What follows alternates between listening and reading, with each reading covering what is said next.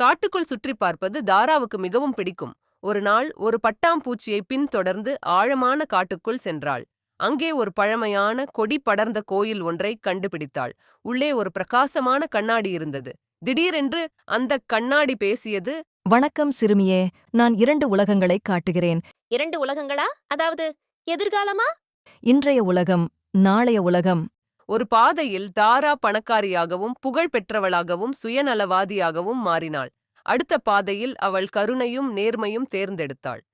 ஆனால் 2வது பாதை கடினமாக தெரிகிறது. ஆமாம், ஆனால் அது நீண்ட நேரம் பிரகாசிக்கும். அன்பும் உண்மையும் சுயநலமில்லாத தன்மையும் கொண்டு வாழ்பவர்கள் தாங்கள் இறந்த பிறகும் பிரகாசிக்கும் ஒரு ஒளியைப் பெறுகிறார்கள்.